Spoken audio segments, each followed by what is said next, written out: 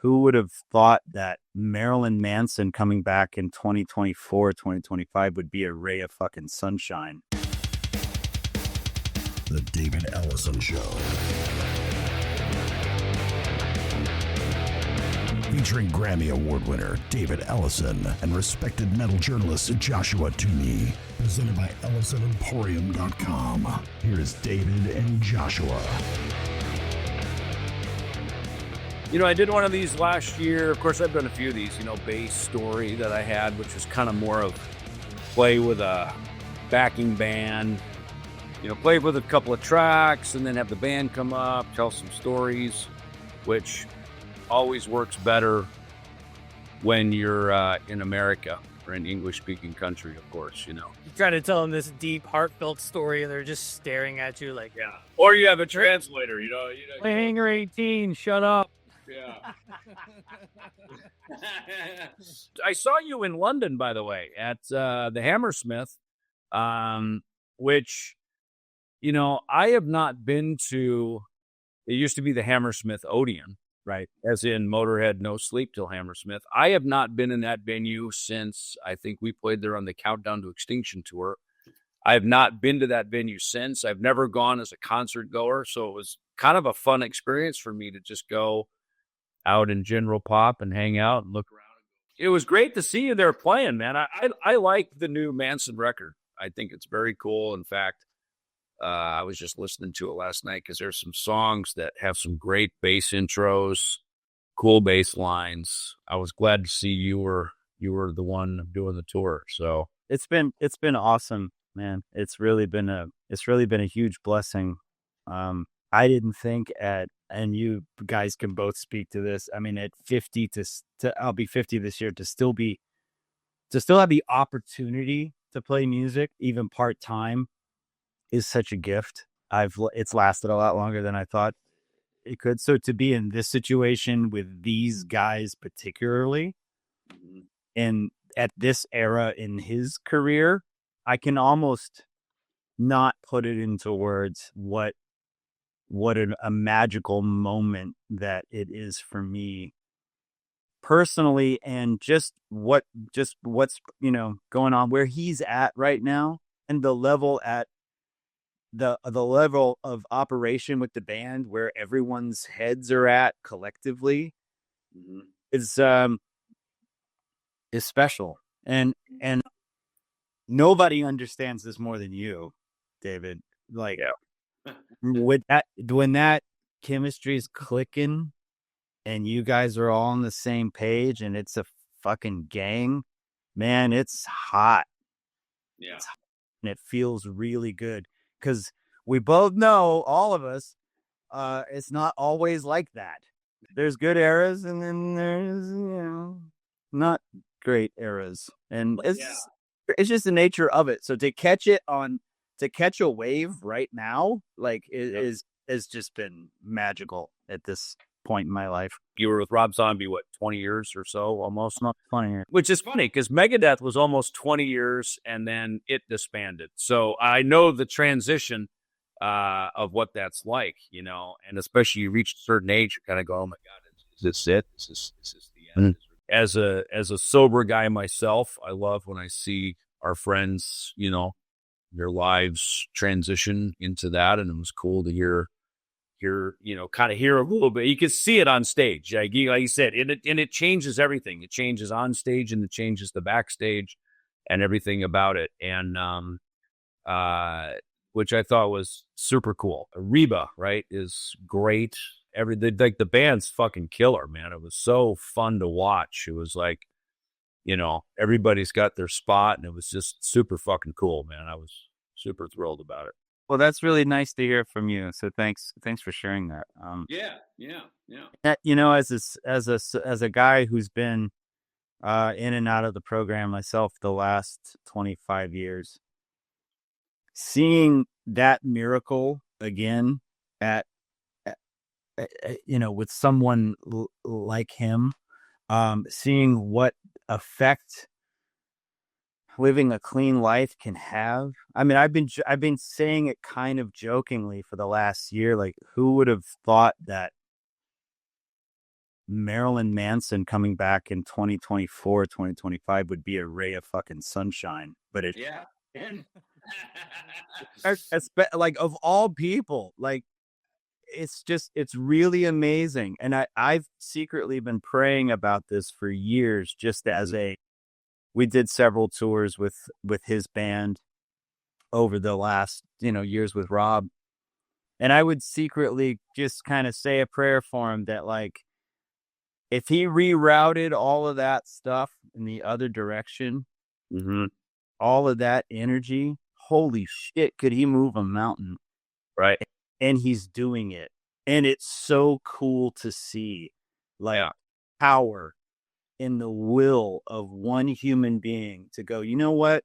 I'm going to do this differently, and watch, and then follow through with it and do it. You're like, oh my God, that's the power of human will is really, really something incredible. Yeah. No, I agree. And, when I got his new record, I downloaded it in early January. And I listened to it on a flight. I loved it. First of all, there's a story in it, a pretty cool story, because it's his personal journey. So it's a lot more autobiographical in a way. Like I said, the bass line stood out to me immediately. Not If You Understand, Meet Me in Purgatory, and Raise the Red Flag in particular. Those are the ones that, anytime there's like this cool fucking gnarly bass riff, doesn't have to be complicated, just simple. I love that. A lot of there's kind of fuzz, vintage New York, 1970s CBGB fuzz punk rock bass, man. I love that shit, And so it's kind of funny, 3 bass players on here, and Well, you've kind of brought it up in there a few times, kind of almost turning 50, and obviously you were in Zombie for so long. How long out of Zombie until you got the Manson call, and talk about that period of time, kind of, maybe just nervous about what's next? I was out maybe 2 weeks, and the phone rang. But in that 2 weeks, and I think some of it's just environmental with being a dad now. I've got 2 kids, and being sober, and like, the entire time I was in Rob, I've never stopped working. I've got multiple jobs. I'm in multiple musical projects. Like, I'm booked, and I like it that way. But losing the camaraderie of that camp, and almost 20 years of memories and stuff, it was a challenging moment. And I had basically, aside from like my homegrown projects, I'd basically decided I was going to stop touring. Like, I was about to have a really weird ass yard sale. You know what those look like? Just because I've had 2 storages full of shit over the last 20 years, and fucking costumes and masks and basses that they look weird on me. They're going to look even weirder on anybody else. I was just kind of like, well, maybe this is my higher power telling me to go fucking do something else. Right. And I was listening to it, and it was a little bit of a Jesus take the wheel moment. I was just like, cool. What else you got? There's something going on that I'm not quite privy to yet. And then the phone rang, and there it was. And Jesus drove you straight to Marilyn Manson. So that's again, would have thought.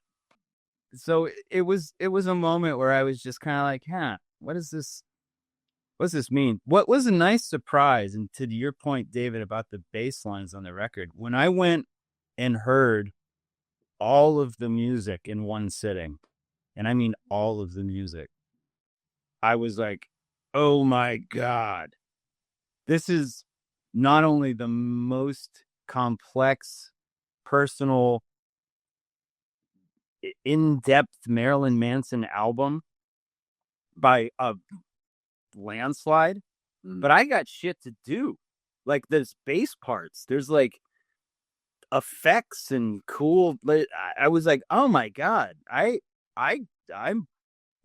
really booked. Now I really have stuff to do. And I get 3 of the songs in the last set on that show you saw, David, 4 of the songs start with a bass line. Yeah. In 20 years of Zombie, I don't know that ever happened. So it's just like maybe like Black Sunshine. Yeah. Black Sunshine, which I think I've played 5 times, but so it's from a musician standpoint, not only to come back to work, but to have shit to do.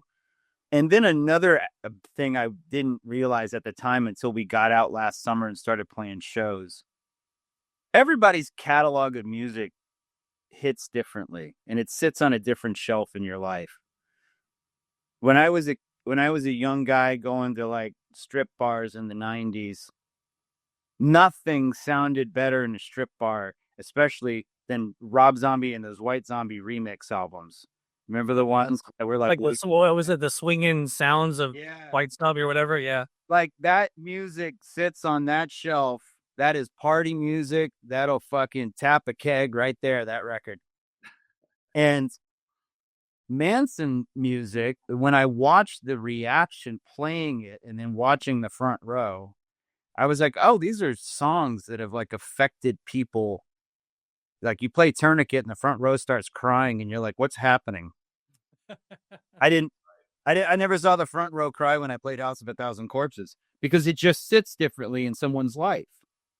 It's a song that reminds them of some nostalgia or, and that's how zombie music hit me too. Like some of the music I got to play with him was very nostalgic to me growing up and, being in high school and being a White Zombie fan. So it was cool to realize I'm kind of playing a songbook that's affected multi generations of rock music fans. And that was a cool realization of kind of a byproduct that came with the gig.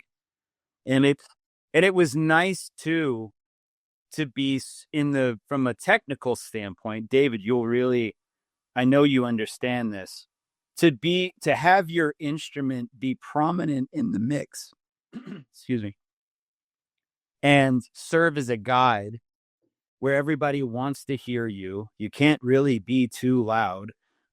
Mm-hmm. You're really carrying the music in a different way. It's cool to, after all these years of playing bass in a band, and you guys will appreciate as bass players, to feel important musically. That feels really cool. Yeah, no, 100%. And, Manson from the beginning, Twiggy became a friend, of course, over the years. And he was explaining to me how when he wrote, Beautiful People, how he combined kind of this Adamant meets Anthrax sound. I said, that's fucking cool. We did an autograph show together, and so I kind of got to hang with him and get to kind of understand his musicality and some of that. And Manson being obviously a very polarizing artist in his entire career.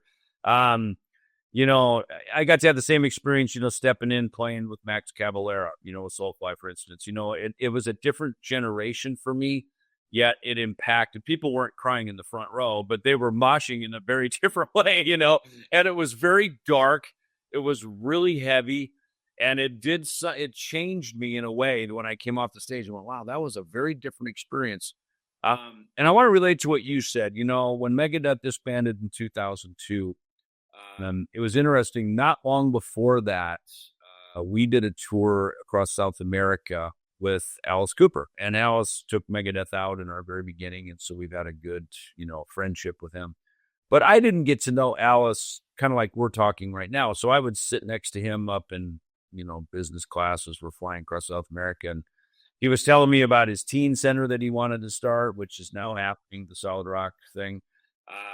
We talked openly about sobriety, about Christian faith and all this stuff. My kids were real young at that time. And so I had that same thing. So when Megadeth disbanded, they called me about touring. And the kind of same thing, about 2 weeks later, suddenly Alice their camp calls me to go on tour. I just wasn't mentally in a place to do it. I was in such shell shock over, being an owner of Megadeth, a corporate shareholder, and everything else was going, oh my God, what just fucking happened? and yet at one level almost relieved that part of my life was over for a minute. Yet going, probably like we all do, you stand there and go, okay, how am I going to pay for my house? How am I going to pay for my kids? And, and also the same thing, like maybe you thought this too.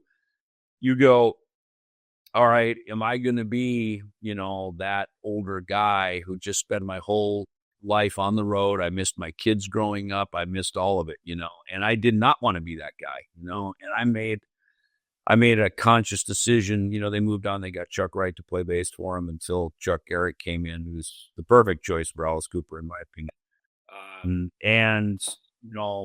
But it was great how the community immediately reached out. A helping hand immediately reaches out in those transitions. And I ended up doing the PD artist relations job there for about 7 years, which gave me a whole different thing. I was able to be the soccer dad and Cub Scout leader with my kid, my kids, and do all that stuff, which I'm really glad it went that way. I'm glad that I had that time, because it's this strange transition where you go, holy shit, where am I going? Is it over? Like, is the career over now? And like you said, I had storage units full of shit. You and me should do like a storage wars where, like, could you imagine? Are we going to find the rubber alien from the Hangar 18 video in your wardrobe case? Yeah. You never know. Maybe You definitely won't find any shirts from that video. So, it's funny about that video from the Hangar 18 video. At the very end, we were supposed to wear contacts, right? Like these bizarre contacts. I couldn't get contacts, and I've had great eyesight my whole life. I'm very blessed. I couldn't get a freaking contact in my eye, so we had to alter it that there were like the 4 cylinders, the chambers, and it was on a wagon. They're driving it by the camera, right? And so we went every other one. I think Dave and Nick got they put those in, and me and Marty, I think, were the 2 that didn't have them in, right? So you're like, all right, fucking Ellefson's jamming the whole scene up here, So we had to modify the scene with. I still couldn't get a contact in my eyes if I tried right now. I just watched that video recently, and it, by comparison of like what today's rock music videos look like, that thing looks like a fucking Jerry Bruckheimer production. Like it looks massive. Like, you guys look like absolute gods. I appreciate that. Right? Am I right, Josh? Like, just oh yeah, absolutely. Shirtless, strapping young lads, just fucking. That looks like $1 million. Yeah, I think you'll understand this. Like, doing the podcast with David, like, I'm friendly with David. We talk daily. We text daily. We email daily. But then also, like, I have to remember that it's David Ellefson from Megadeth, and I'll be flipping through YouTube, and there he is at Rock in Rio or something crazy, or just like, and I instantly, revert back to that 13-year-old kid, and like, holy shit, I'm friends with that guy. Yeah. Just this morning, if for some weird reason the MTV news thing popped into my head, and I was like, oh yeah, that's the guy. Hey everybody, David Ellefson here. Hey, I want to invite you over to my Patreon community. For $8 a month, you will get exclusive content and also episodes of the David Ellefson Show podcast. You will get them a week early before anybody else gets a chance to see them. We're going to have some exclusive content over there, plus also some chats that you'll be able to be a part of. So this is all about us connecting, being part of it. So thank you for following me on my journey, my music career, and everything that I do.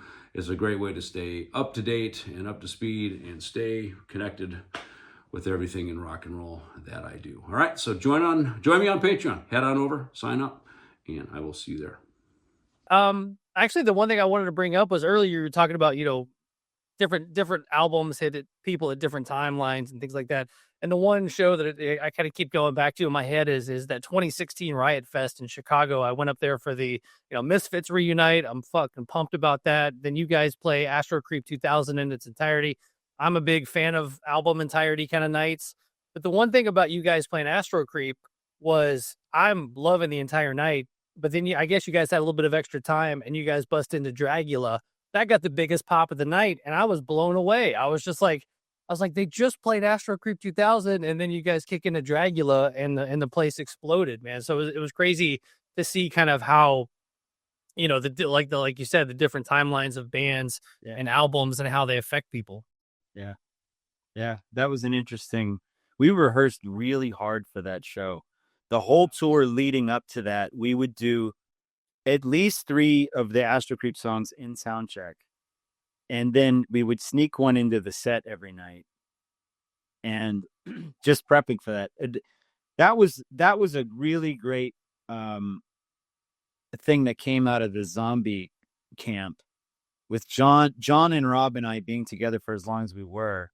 We rehearsed so much. I've never rehearsed more in a band, and it benefited us so well because we could get out on stage, almost play that show blindfolded with no hands. Like the guitars and bass were live.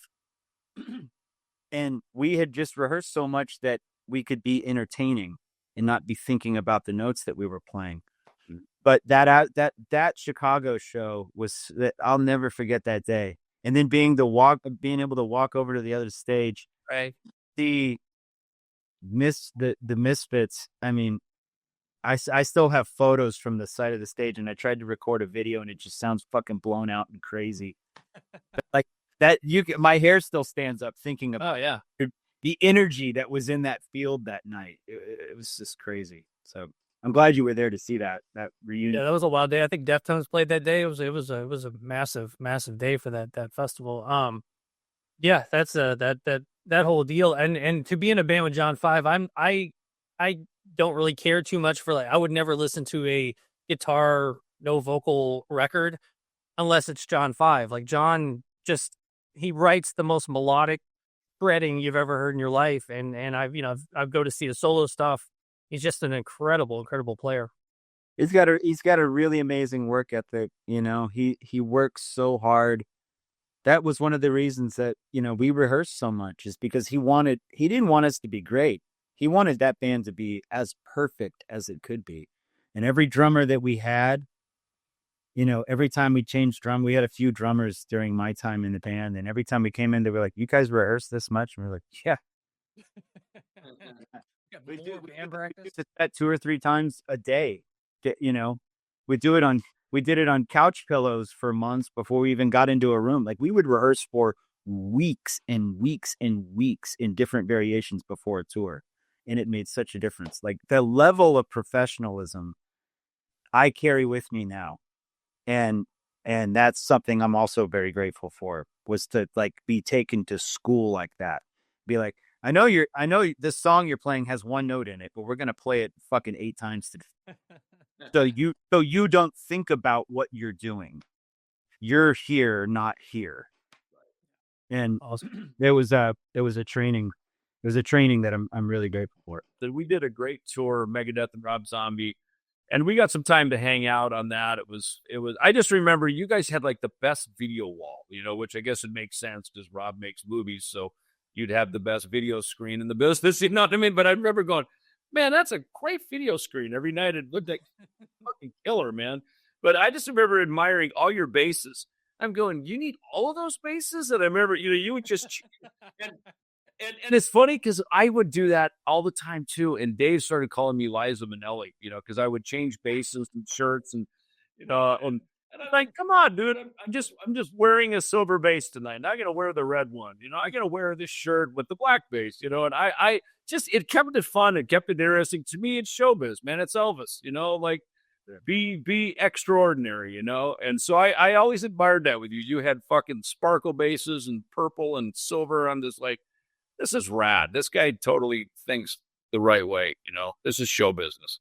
I have very vivid memories from that tour, and there's some funny stuff. But thanks for noticing, first of all. I was very much entertaining myself. I had a tech one time, a crew guy on a tour early on with Zombie, who came up to me in the middle of the show, and he goes, "I worked with Lady Gaga for a couple of years, and I've counted this whole show. I think it was his first gig. He goes, I've counted this whole show. You have one more costume change than Lady Gaga. And I was like, well, what song are we at? And he's like, oh, you're at this one. I was like, well, the set's not over yet. Keep counting.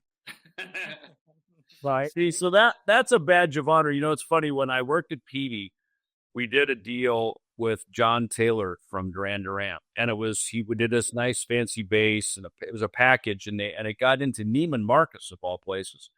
And John's wife started Juicy Couture, and she had just recently sold it. So I'm thinking, okay, these are like fashionistas, you know. And I remember John, you know, who was the sweetest guy, and I had a lot of fun hanging out with him. And he said to me one time, he goes, David, it doesn't matter what bass I play because music is about fashion. I'm like, fuck yeah, dude, that's it. You know, as you would expect for a guy from Duran Duran, but like he understood it. It was like, I don't know, should I wear the Rolex or the Breitling? Should I wear the purple bass or the silver bass? I don't know, you know, and I just always, I love that mentality about it, you know. So it was good to see you do that. And with bitchin' leather jackets the whole time. You know what? I took a page from you early on. I to be completely honest, I'm a guitar player. That was my first string instrument, was guitar. And I came up watching you guys. I mean, I saw the Clash of the Titans tour and it melted my brain. The first time I saw you guys play and I saw Dave singing and playing at the same time, it's still to this day, it just looked like witchcraft. I was like, how is that possible? That his brain's doing, his hands doing this and his mouth's doing this. But you, as a bass player, you couldn't not look at you, because you, energy-wise, not having to sing the whole set, you were driving the band energy-wise. And you would engage with the audience. And that was really the first time I saw someone who wasn't the singer taking the cheerleader role. And I consciously stole that from you. Nice. Because I was a front man in my weird art rock bands in the 90s. So I liked being the singer, you know? And I was like, well, now if Rob was the first band that I ever played bass in, because I just didn't really want to be a bass player, honestly. I turned gigs down. And when I said yes to that, I thought, well, how am I gonna make this interesting? Like, what can I do? I'm probably not gonna write the songs, you know, like what's gonna be where's my seat in this? And I quite literally took a page from you, because you were the one that you knew the lyrics to the songs. You would engage with the fans during the show. You'd be like, come on, come on. You can hear the fucking kick drum. Let's go. Like, you were always that guy. And I think myself and a lot of other guys who didn't really know what to do kind of took a page from you, because I've seen a lot of other guys, especially since, kind of do the same thing and take the same seat as the band live cheerleader. And so thanks for that. Thanks for letting me. Yeah, you're welcome. Yeah. Still for your moves. All due respect, I've avoided interviews with like guitar magazines over the years, because Rob Zombie music is not the most complex music to play, you know? And I never wanted to put myself on a firing line, you know? Like, I'm a massive Beatles fan, and I'm a massive King's X fan, and I love world music, and I love Quincy Jones, and like I'm deep with all genres of music. Right. But to be known as the guy playing Thunder Kiss 65 right now, I always kind of felt like I don't really want to be known as that guy, because I didn't write that song, and that I appreciate that song. I will deliver that song fucking better than anybody. But what I hung myself on as a person in this business was being an entertainer. So going back to the sparkly basses and the fancy jackets and the masks and the cheerleading, that's really what I brought to the table. was an energy and was a celebration of the music within itself on stage. I'm enjoying playing this bass and wearing this outfit and singing this song with you. Right. I'm one of you, and I'm here to enjoy this with you. Hey, so let me ask you something. So you talk about the mask and everything else. So was the Piggy character sort of created in Rob Zombie, or is it something? Because I notice your name here on our interview is Matt. So is that how you prefer to go now? Are you sort of transitioned out of that into this new era, new journey? Piggy's been around since I was 17. I was in a hardcore band called Spunk back in Houston, Texas, in the early 90s. Okay. And I picked that moniker up back then. There was too many Matts. I knew. That was Toomey for a very long time. Too many Joss. There's only one Joss. Yeah. Totally. So, and my middle name's David. So, and so I picked the Piggy thing came while I was in Spunk, while I was still in high school. In every band I had in the 90s, it was Piggy, and Piggy just stuck. At one point, I had a drag queen band. We were transvestites from outer space, and the band was called the She Demons. And we all took the last name Demon, like the Ramones. And that's where the D came from, which I always thought was funny because my middle name's David. So that's the bullshit mythology of the D. So I've been stuck with Piggy my whole life. In fact, when I came into Manson, he was like, what do I call you? I was like, call me Matt. Like, as a guy driving my kids to school in the morning, like I don't, again, pushing 50, there's a threshold. There's a threshold. We're walking around with guy liner on during the day and having a pet name of a stage name of an animal. Like there's an age threshold. You can walk down the street doing either one of those. And that voice is very loud in my head. So, yeah. Well, from over on this side of the stage, it looks badass. So. Okay, cool. You're good. Hey, so speaking of that, so Faith No Gwar, let's fill us in. What's up to the untrained eye and ear on that? I'll be honest with you dudes. I could probably blow an hour trying to justify what I'm about to tell you, but I'll try to be it's yours. Go for it. As we are people of age, I will try to be brief. I about 10 years ago, I wrote this short film that I wanted to produce about this band of disgruntled musicians who used Faith No More and Gwar music to vent their frustrations as young dudes moving through modern society. In the spirit of Spinal Tap, A Mighty Wind, the Chris Guest movies, it was designed to be kind of an ensemble story, but we were using these guys were a band, and they were using that music to just complain about their boss, complain about their girlfriends, complain about the government, whatever it was. And I held on to this idea, and I think where it came from is both of those bands, as was Megadeth, as was Alice Cooper, are such a part of my rock music DNA. The first Faith No More record with Patton, when that came out, really shook my world. And I was a massive Gwar fan in high school, not because I liked, green jizz in my face, which, I mean, who doesn't? But like I or getting kicked around by the world maggot or whatever.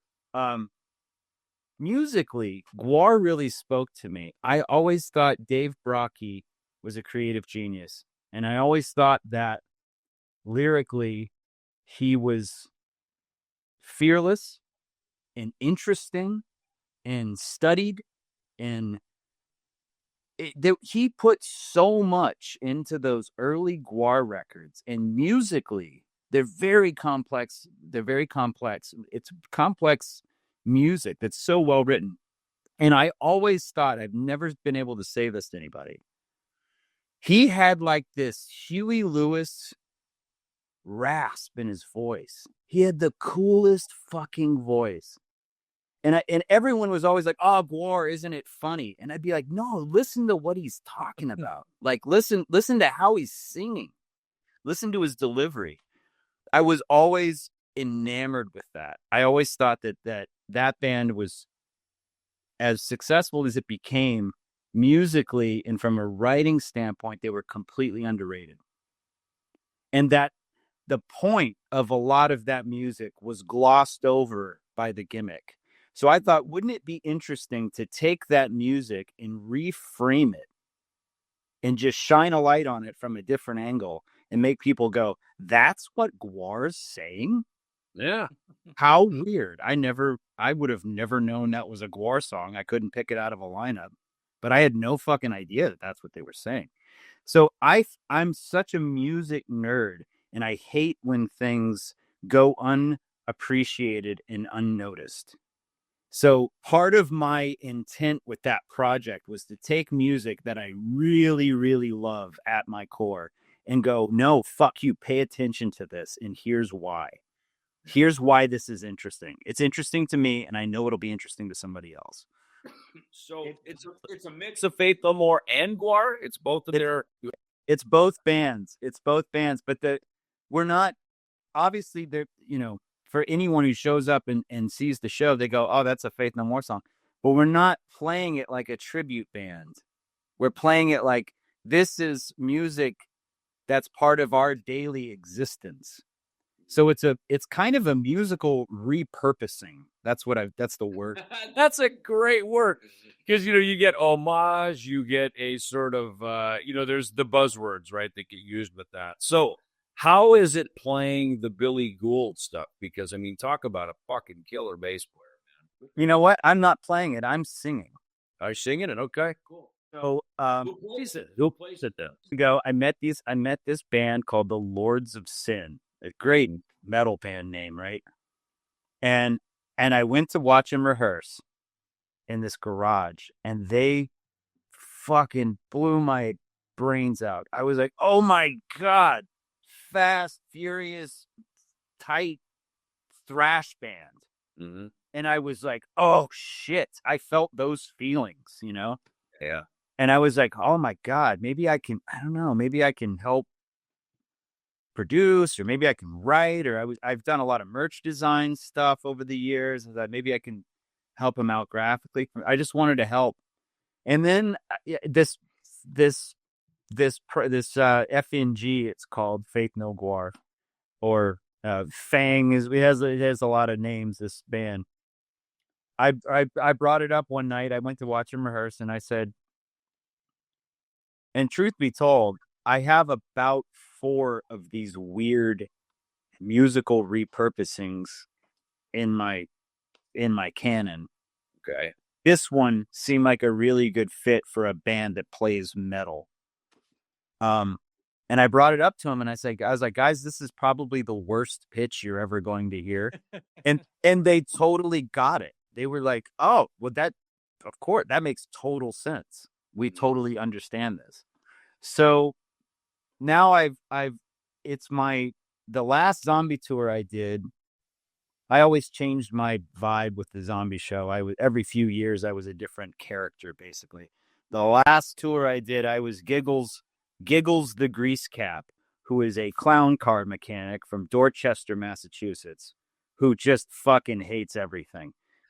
And Giggles is the front man of this band. And so all my clown car mechanics from the shop, that's, we get together and we jam these songs, and we fucking bitch about life and let everybody have it. And so that's basically what this FNG show is. It's a satire. Yeah. It's supposed to be fun. It's supposed to be ridiculous. You're not going to hear these songs sound like the record. That's not the point.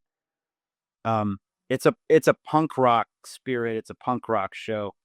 But and honestly too, if I'm being brutally honest, the last few years, I had a side project that kind of shit the bed. We had a deal, and that band after 10 years fell apart. And then the zombie thing. This was such a great time for me to do something that was a non-band band. Right. No one's like, the original intent was I wanted an anti-band. I wanted to take everything I know about playing music and marketing music and producing music and just do it differently. And this was such a great outlet for that. Being a little just, going through the what does it all mean phase as a musician, not really feeling like I wanted to write songs. I didn't want to talk about my feelings. I don't, like, what am I going to do? So to like blow the dust off this project and get out there in the world has been super therapeutic and fun. And if people show up, great. Yeah. And so is it released on a label? Is it on YouTube, or is it just a live show? it's just a live show right now. Okay. Where I fell on my sword is that we've been rehearsing for, it'll be 2 years in the fall. Okay. We've been putting this show together. As much as I set out to not start a band, we've accidentally started a band, because after rehearsing every week this music, Yeah. all of us creatively started itching to do something creatively. But cutting our teeth on that material poisoned the well in such a weird way. So now when we write, it sounds like this weird hybrid of those two bands, but completely reinterpreted. And it was not something I set out to do, but it's now something that started to happen. Now we're 3 original songs in, and I'm like, what? No. I'm not trying. It's just happening. Yeah. Bands happen, right? I was talking to a manager about that. I said, bands are like falling in love.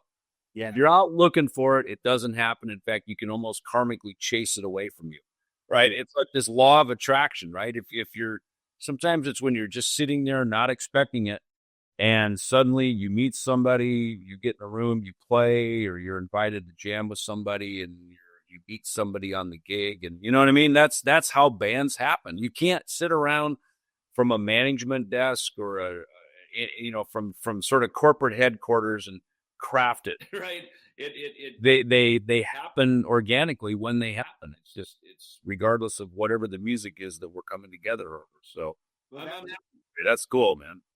That is very, very well said and so true. And when I have sat in my corporate office conspiring and starting bands, and I'm going to get this person and this person, it's going to be this, and I'm going to make this, and it never it never works. It never works. Yeah. It always it looks great in a photo for 5 minutes, and then everyone's fighting.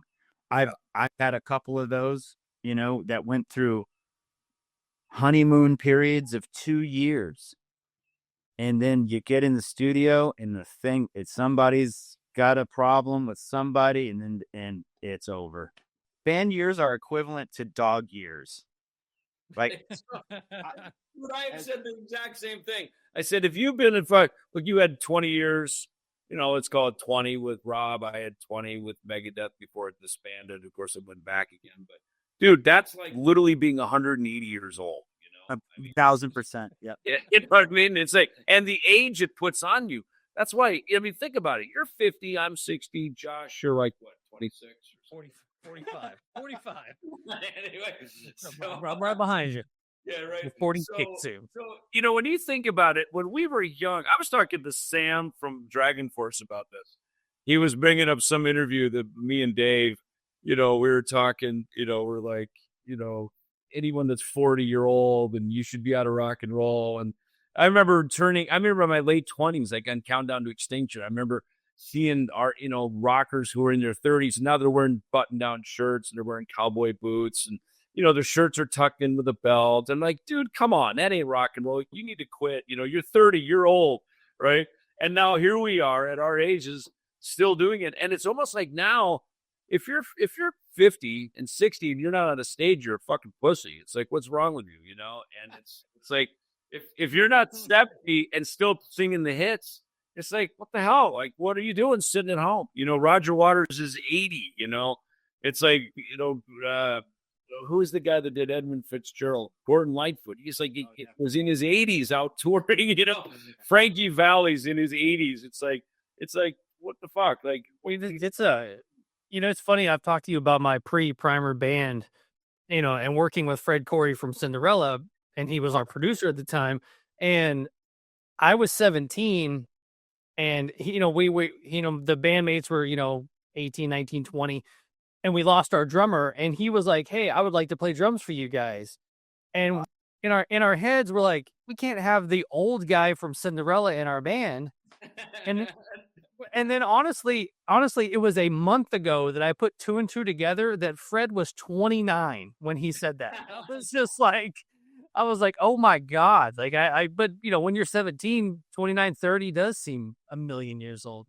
Yeah. I mean, and now here you are at 50, completely reinventing. You're in 2 new bands and, you know, out kicking ass. Like, and you know, what's nice about it is it's, you know, now look, this has been my journey. You become the ultimate rock and roll journeyman. You know, you're out, you know, it's like all the years of experience. Remember a tour manager said that to me. He said, there's a reason most men make most of their money in their 50s, because now it's the culmination of everything leading up to that point. And, you know, it doesn't have to necessarily be about money. It can be about, you have your best experiences are still yet to come. Because of all the experience. And, you know, it's like, I've done so many of these tours, even like the one I'm doing, get in the car with the guys and let's go drive out to Slovakia and the Czech Republic and Poland and Italy and go fucking play shows. And it's fun. You actually really enjoy it. The songs are fun. You can change the set list anytime you want, because you're the boss. You can do whatever the fuck you want. And it's fun. And, you know, the creativity that comes from it. And we wouldn't be here if we didn't have the gigs before us, obviously. So we always, you know, I remember reading an article about Vinny Appice when Heaven and Hell came back together, right? And they said, how did you end up back in the band? And you know, and he said, he goes, because I didn't fight my way out the door. You know what I mean? Like, I didn't have to, you know, sue everyone and make a big deal out of it. When it was over, I moved on. And so the door was always open to come back. And I think that's a good analogy about being able to just transition out of things and move on and like you said, higher power, God above, the universe, whatever your belief is of that. What's next? You know, sign me up, you know, put me in, coach. You know, let's go, you know. Dude, that song's playing in my head all the time, David. I swear that is, again, so well said. I am firm proof of existence that what you think about expands, and what you celebrate the loudest in your life, the flag that you wave the highest, will find you and find a way to reward you if you are true in your convictions and what you want out of this life, and you don't take your foot off the gas. Man, I've had such a bizarre career. Like, the people that mean the most to me, and the fact that we're having this interview right now, and I've seen you play. I was first day buyer for every fucking record you made. Thank you. I was in line. I was first in line for every fucking tour. And like, so this is what I'm talking about. The fact that this moment's here. And, you know, Rob, I'm incredibly grateful for not to just last in a band for 20 years, but to work with an artist like that guy on the level that he's operating on. My junior year art project, we had to do pastel portraits, and I did a pastel portrait of Sean, the bass player from White Zombie. Mm-hmm. And to be in the band playing those bass parts, Right. all those like Alice Cooper. I saw the Trash tour in 1990, and that show fucking changed my life. Yeah. I knew right then and there, the first song, what I was going to do, and to be able to work for him for the years that I did, doing all the stuff for him, like what a blessing. So I am absolute proof that you can't stop the good thoughts. You got to keep that candle lit and keep going and keep moving, because it's gonna happen. Yeah. You work hard enough and you want it bad enough, you're gonna make things happen. And it's just been such a cool journey to be able to feel like all of those good wishes counted for something. And because it's so easy for us to get down in the dumps and be like, oh, this band broke up, I'm fucking over, or Yeah. whatever, or this happened and I'll never work again, or whatever. Like, we've all gone through it, but it's so not true, man. It's like, it's so cliche, but the sun's gonna come out tomorrow, and the world's gonna keep spinning, and people are gonna keep rocking, and and we get to be a part of it. And you know what? It's a good message to send to your kids too, that, life is going to throw wobblers. And it's the old Japanese saying, you fall down 7, get up 8, and I think it keeps us young. I mean, look at the three of us. What a bunch of handsome devils here. Well, listen, brother, thank you for your time, man. I really appreciate it. And like I said, it was great to see you rocking the stage. It's great to see you out doing that. The Faith No Gwar thing is super cool.